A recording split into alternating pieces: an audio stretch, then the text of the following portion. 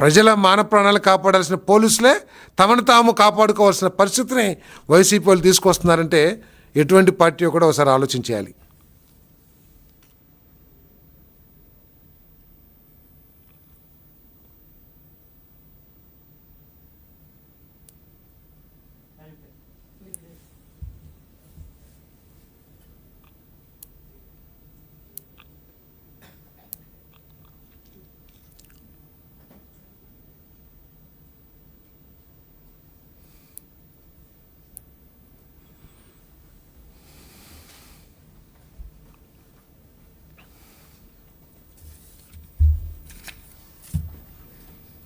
మా యువకులందరికీ కూడా మంచి ఉపాధి అవకాశాలు లభిస్తాయి.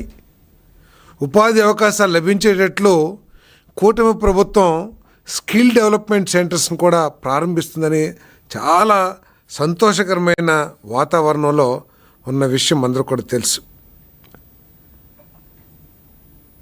ఇటువంటి పరిస్థితుల్లో జగన్మోహన్ రెడ్డి గారు, వైఎస్ఆర్సీపీ గొడ్డల పార్టీ అధ్యక్షుడు జగన్మోహన్ రెడ్డి గారు పాలనలో విషం చుక్క వేసినట్లు ప్రజల దృష్టిని మరల్చేందుకు ఈ ప్రారంభోత్సవం ద్వారా, అదేవిధంగా ఉత్తరాంధ్రలో జరుగుతున్న అభివృద్ధి పట్ల జరుగుతున్న చర్చ మూలంగా కూటమి ప్రభుత్వానికి, ఆ ప్రభుత్వ నాయకుడు చంద్రబాబు నాయుడు గారికి ఎక్కడ పేరు వస్తుందో అనే దుగ్ధతో దిగజారిన రాజకీయానికి ఒడిగడుతున్నాడు జగన్మోహన్ రెడ్డి గారు అని చెప్పేసి మనం చేస్తా ఉన్నాను.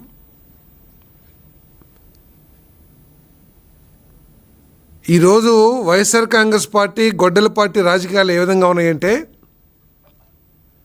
ఈ గొడ్డల పార్టీలో స్థానం సంపాదించాలన్నా,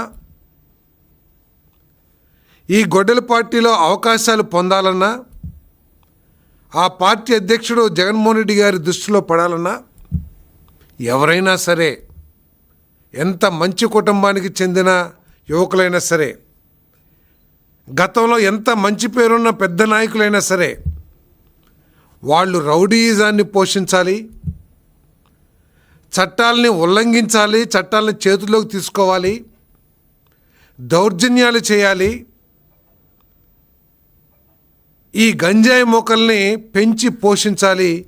అటువంటి వ్యక్తులకే ఆ పార్టీలో స్థానం లభిస్తుందని ఒక అభిప్రాయం చిన్న కార్యకర్త నుంచి పెద్ద కార్యకర్త వరకు ఆ పార్టీలో పెరిగిపోతుందని చెప్పేసి మనం చేస్తా ఉన్నా. నేను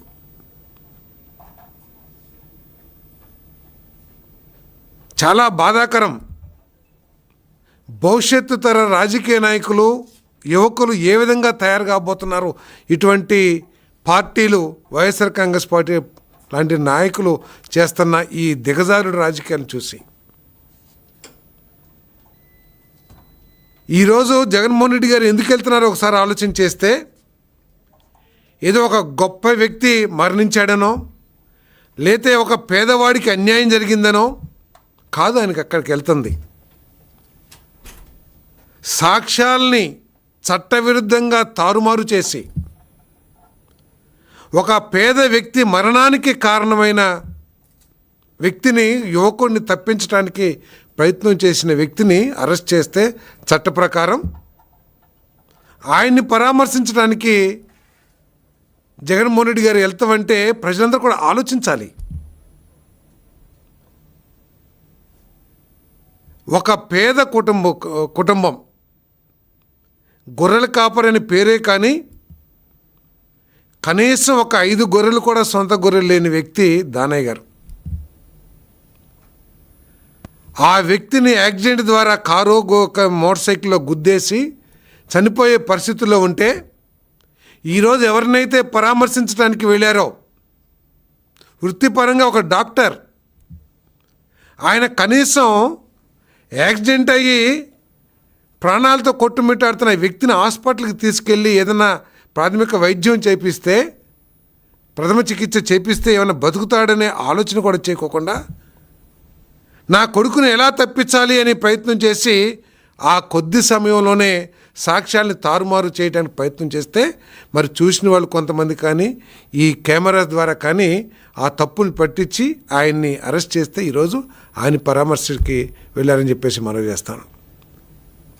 జగన్మోహన్ రెడ్డి గారు అక్కడికి వెళ్తుంటే అందరూ అనుకున్నారు సోషల్ మీడియాలో గొర్రెల కాపర్ల సంఘాలు, యాదవ కులస్తులు, బీసీలు అందరూ కూడా ఆ పేదవాడికి అన్యాయం జరిగింది, ఆ పేదవాడి మరణం గురించి ఎవరు మాట్లాడతలేదు, అందరూ కూడా వైసీపీ నాయకులందరూ కూడా ఎవరైతే ఆయన మరణానికి కారణమయ్యారో, ఆ దానయ్య మరణానికి కారణమయ్యాడో, ఆ పేదవాడి మరణానికి కారణమయ్యాడో ఆయన్ని పరామర్శించడానికి ఎవరు వెళ్ళట్లేదు అని చెప్పేసి సోషల్ మీడియా అంతా కూడా కోడెకూస్తూ ఉంది. బహుశా ఆ పేదవాడిని పరామర్శించి ఏదైనా సాయం చేస్తానికి వెళ్తాడేమో అనుకున్నాను నేను. కానీ ఆయన వెళ్ళింది ఆ దానయ్య మరణానికి కారణమైన వ్యక్తి అని చెప్పేసి ఆ వ్యక్తి కోసం పరామర్శ కోసం వెళ్తున్నాడని చెప్పేసి మనం చేస్తాను. మొన్న ఎక్కడ చూశాను నేను సాక్షి పేపర్లో మత్స్యకార వర్గానికి సంబంధించిన నాయకుడిని అరెస్ట్ చేస్తుంది ఈ ప్రభుత్వం అని చెప్పేసి. రాష్ట్ర ప్రజలు, బలహీన వర్గాలందరూ కూడా ఆలోచించాలి. అక్కడ గొర్రెల కాపరిని గుద్దాడా, లేకపోతే మత్స్యకారుని గుద్దాడా, లేతే కళ్ళు గీత కార్మికుని గుద్దాడా, నాయి బ్రాహ్మణుని గుద్దాడా అనేది ఎక్కడ సమస్య కాదు. అక్కడ ఎవరన్నా కూడా గుద్దితే చనిపోయేవాళ్ళు, ఆ యాక్సిడెంట్ చేస్తే చనిపోయేవాళ్ళు. కానీ ఇక్కడ ఆలోచించాల్సింది ఏంటంటే ఆ పేదవాడి ప్రాణానికి వైఎస్ఆర్ కాంగ్రెస్ పార్టీ నాయకుడు ఇస్తున్న విలువ ఏమిటో ఈరోజు ప్రజలందరూ కూడా గమనించాలని చెప్పేసి కూడా మనం చేస్తాను. నేను ఎంత ఆశ్చర్యకరం అంటే పేపర్లో చూసాం, ఆయన స్వంత సోదరి షర్మిల గారు ఒక జాతీయ పార్టీ అధ్యక్షురాలు, ఆమె అనారోగ్యంతో హాస్పిటల్లో ఆపరేషన్ ఏదో చేశారని చెప్పారు. కానీ చెల్లిని పలకరిస్తానికి, పరామర్శిస్తానికి ఆయనకి మనసు రాలేదు. కానీ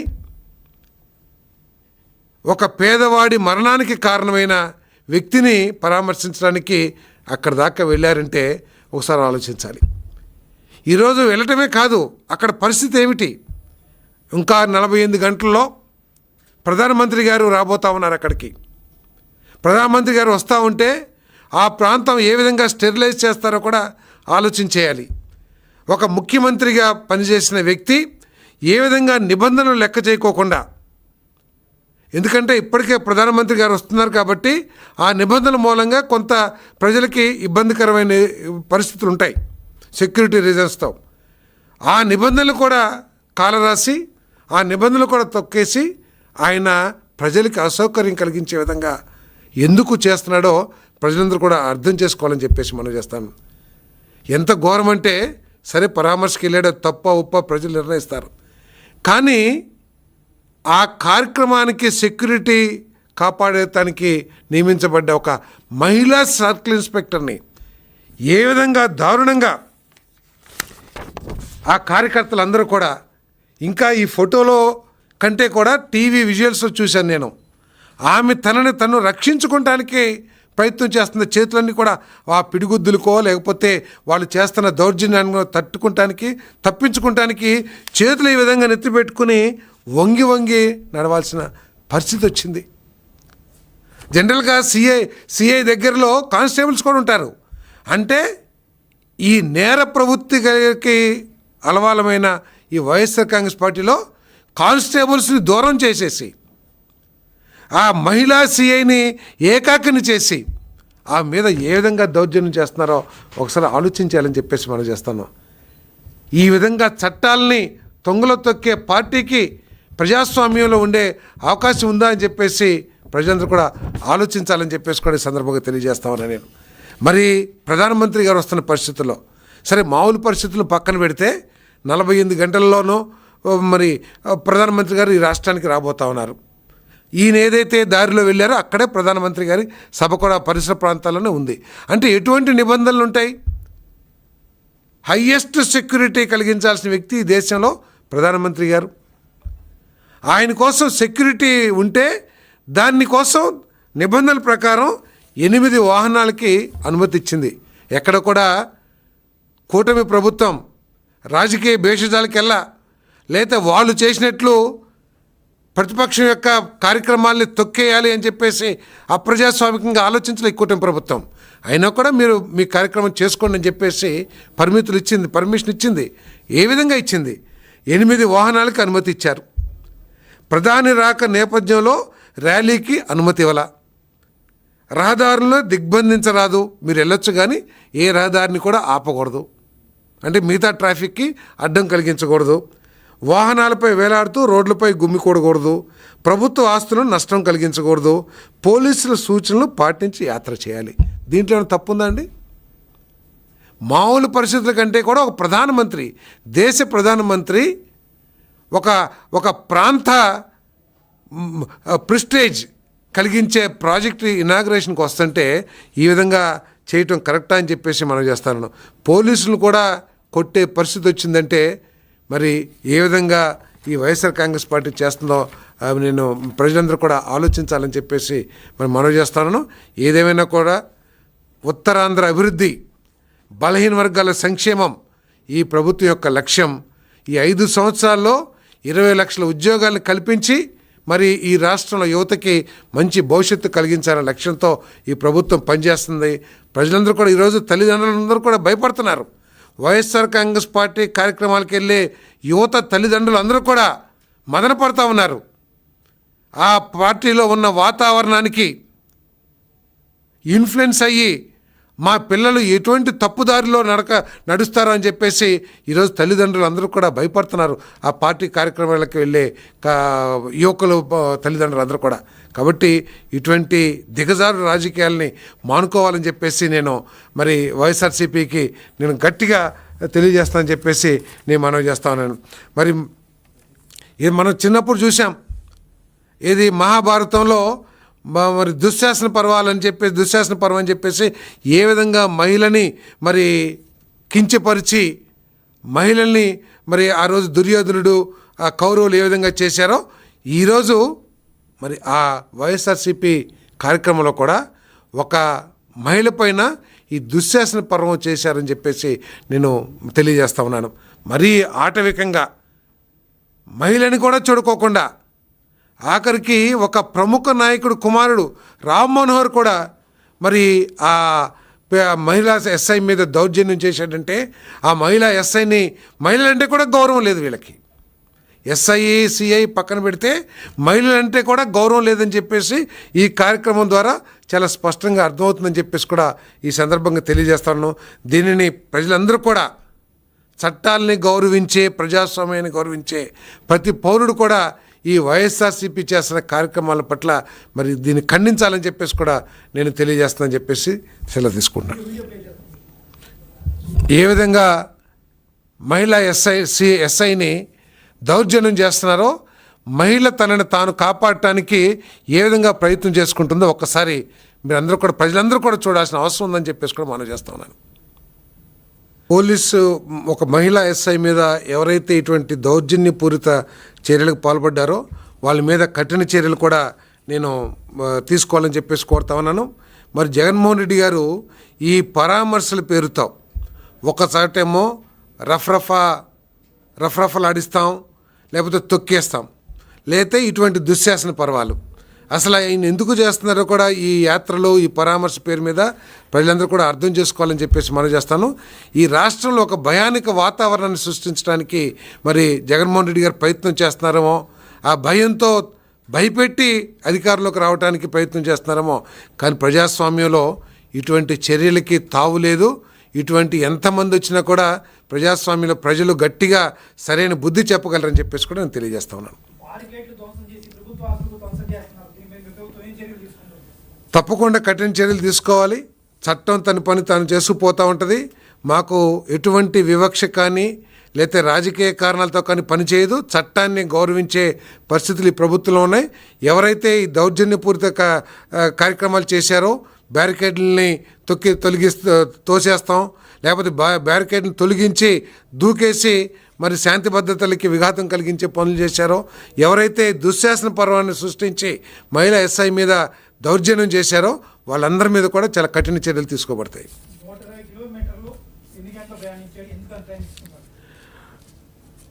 మనం 2 సంవత్సరాల నుంచి కూడా చూస్తూ ఉన్నాం.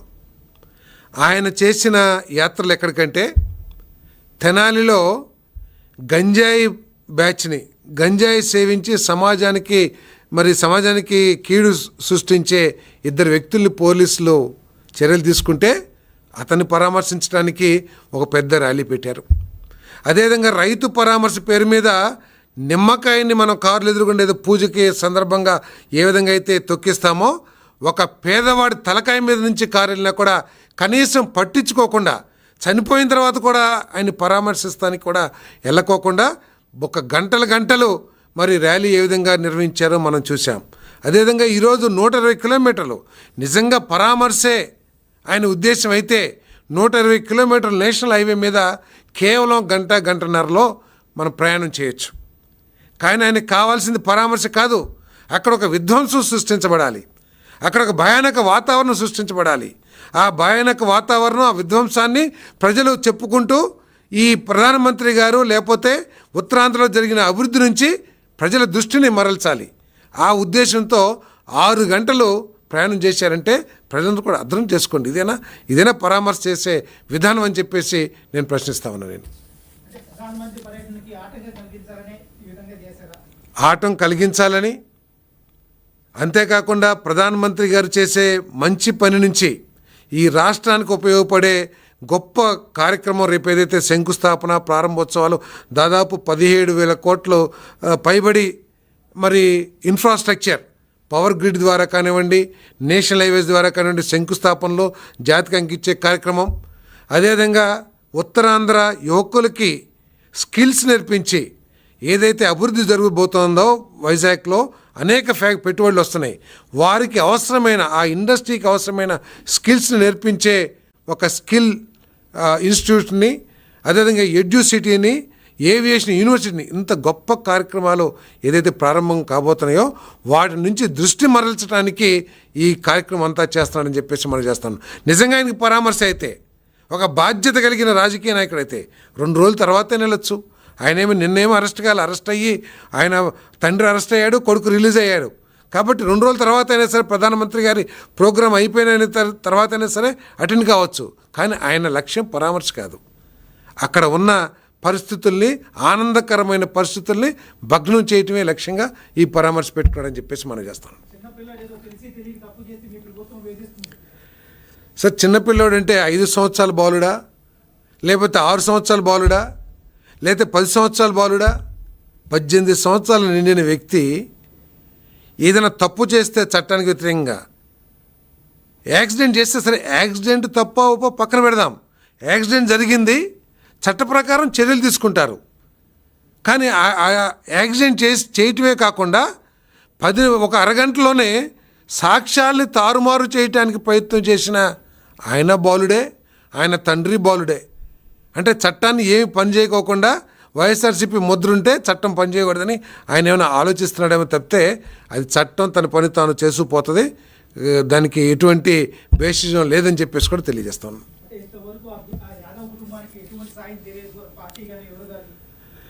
చాలా ఆశ్చర్యకరం. ఏ రాజకీయ అంటే యాక్సిడెంట్ జరుగుతాయి చాలా చోట్ల, దురదృష్టకరం, మరణిస్తూ ఉంటారు, అందరిని పరామర్శిస్తారంటే పరామర్శించకపోవచ్చు. కానీ వైఎస్ఆర్సీపీ సృష్టించిన బీభత్సం ఏదైతే ఉందో, లేదా వైఎస్ఆర్సీపీ సృష్టించిన ఈ సాక్ష్యాలను తారుమారు చేసే కార్యక్రమం ఏదుందో అది రాజకీయ పుంజుకొని ఈరోజు ఆ పేద కుటుంబాన్ని ఎవరు కనీసం పరామర్శించి ఆ కుటుంబం ఏమవుతుందని కూడా ఆలోచించాల. వైఎస్ఆర్సీపీ నాయకులందరూ కూడా బారులు తీరుతున్నారు. ఏం చేశారని? అప్పలరాజు గారు మాజీ మంత్రి గారు అంటే ఆయన గొప్పవాడు కాబట్టి పేదవాడి ప్రాణానికి విలువ లేదా? కనీసం సరే మీ నాయకుడిని పరామర్శించారు. కనీసం ఏ ఒక్క నాయకుడైనా సరే సోషల్ మీడియాలో చక్కర్లు కొడతా ఉంది, సోషల్ మీడియా అంతా కోడే కూస్తూ ఉంది. ఆ పేదవాడిని కనీసం ఎవరు పట్టించుకుంటలేదు, ఆ గొర్రెల కాపురం అని చెప్పేసి. కనీసం వెళ్ళేసి ఆ కుటుంబం ఏమైపోతుంది, ఆ పరిస్థితి ఏంటని ఒక్క వైఎస్ఆర్సీపీ నాయకుడైనా సరే పరామర్శించాడా? కనీసం జగన్మోహన్ రెడ్డి అయినా పంపించాడా వాళ్ళ పార్టీ నాయకుల్ని పరామర్శించడామని చెప్పేసి. నేను ఇక్కడ కులం కాదు సమస్య, పేదవాడి ప్రాణానికి వైఎస్ఆర్సీపీ పార్టీ ఇస్తున్న విలువ ఏమిటో ప్రజలందరూ కూడా అర్థం చేసుకోవాలి. ఈరోజు గొర్రెల కాపురు అయ్యాడు, రేపు కల్లు గీత కార్మికుడు కావచ్చు, లేదా ఎల్లుడు మత్స్యకారుడు కావచ్చు, తర్వాత ఇంకొకరు కావచ్చు. కానీ పేదవాడి ప్రాణానికి వైసీపీ ఇస్తున్న విలువ ఏంటో ఈ చర్య ద్వారా అర్థమైందని చెప్పేసి మనం చేస్తాం. తప్పకోకుండా అండి. ముఖ్యమంత్రి గారు ఎప్పుడో స్పందించారు. ఎవరు స్పందించక ముందు ముఖ్యమంత్రి గారు స్పందించి కఠిన చర్యలు తీసుకోవాలంటమే కాకుండా తెలుగుదేశం పార్టీ నుంచి 10 లక్షల సహాయాన్ని కూడా మరి ఆ కుటుంబానికి అనౌన్స్ చేశారు. అంతేకాకుండా తెలుగుదేశం పార్టీ తరఫున తెలుగుదేశం పార్టీ నాయకులు కూడా వెళ్ళి వారికి ఆర్థిక సాయం చేశారు. అంతేకాకుండా అక్కడ శాసనసభ్యురాలు కూడా మరి ఆ కుటుంబానికి నిలువ నీడలేదు. ఏ రోజు బియ్యం ఆ రోజు కొనుక్కొచ్చుకునే కుటుంబం ఆ కుటుంబం. ఆ ఎమ్మెల్యే గారు కూడా హామీ ఇచ్చారు, ఎక్కడో చోట ఒక ఇంటి స్థలం తీసి మరి హౌసింగ్ డిపార్ట్మెంట్ తరపున ఇల్లు కూడా నిర్మించి వాళ్ళకి ఒక గృహాన్ని కూడా ఏర్పాటు చేస్తామని చెప్పేసి కూడా మరి తెలుగుదేశం పార్టీ తరపున హామీ కూడా ఇవ్వటం జరిగింది. ప్రభుత్వ పరంగా ఇస్తాం, అవసరం వస్తే సొంతంగా అయినా సరే మన గొర్రెల కాపరికి ఇల్లు ఏర్పాటు చేస్తాం.